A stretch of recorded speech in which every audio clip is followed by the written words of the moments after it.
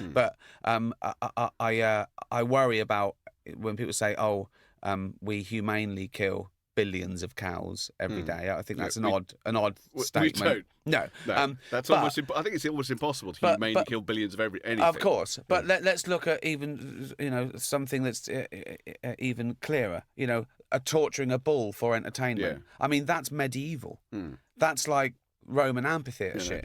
Enslaving a dolphin. Now everyone knows how intelligent a dolphin is. Yeah. And we've literally enslaved it and made it do tricks. That's not circuses are just. I do have a theory, right? Tell me if you think this is wrong, because obviously sometimes it involves the animal doing quite humiliating things. But I think that the thing that might change people's attitudes to animals are YouTube videos, because I've noticed that a lot of people will watch a YouTube video of, say, a parrot opening a lock and getting a nut that's in the lock in an incredibly dexterous and intelligent way. Well, the other day there was footage of a gorilla in a bath splashing about in the bath unbelievably like a human being. I mean, entirely enjoying himself for no other reason than enjoyment itself. Totally enjoyment exactly. in and of itself. He wasn't getting a banana or anything like that. No. Because I've said the word banana, which just makes me laugh. But no, he wasn't. He was just enjoying himself. And I think very gradually those things, which are seen much more than serious documentaries about animals, will make people think, oh, wait a minute, the distinction between human and animals, which is essentially just a religious one. It's created by religion, the idea that we're special. That we're special. We're not. We're not special. We're not special. We are just an animal who happen, through having a slightly bigger brain, to have imposed dominance on other animals. But I think very gradually those videos, possibly not the one of the pug doing the Hitler salute. Sure. But although that is a very human thing to do, as we know. But will gradually make people think, oh, animals, they're not this lower caste.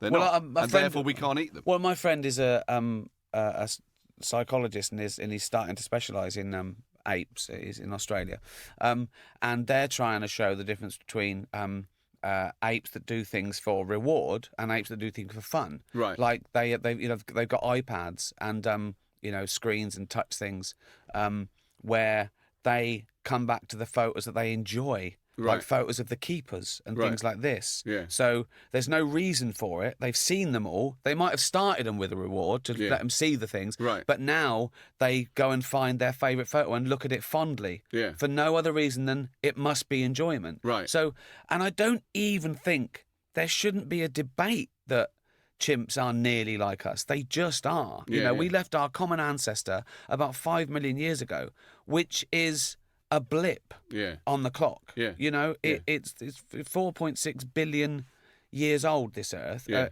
Evolution, the first lonely spawn lump of fucking gloop, right, was like 3.5 billion years ago. And we've been around for no time at all.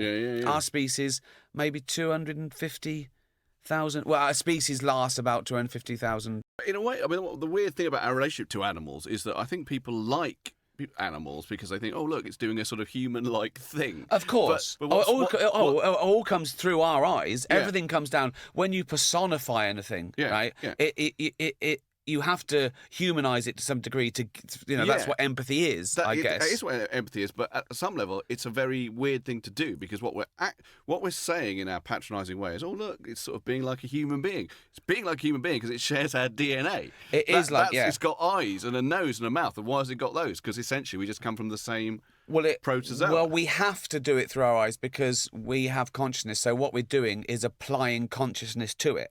And the only way we can understand what consciousness is because we have it. Yeah. So we're sort of saying they're sort of human. They might be thinking like us. So which means they might be thinking at all. Yeah. So and again, that's a matter of degrees. We know that a chimpanzee sits there and maybe thinks of stuff like we do. Not as sophisticated, probably doesn't think about art or Great British Bake Off or whether it's okay to whether do a it's joke Jewish about or not. Nazis. Can I become Jewish? I don't know if a chimp. I'd like to see a documentary about a chimp becoming Jewish.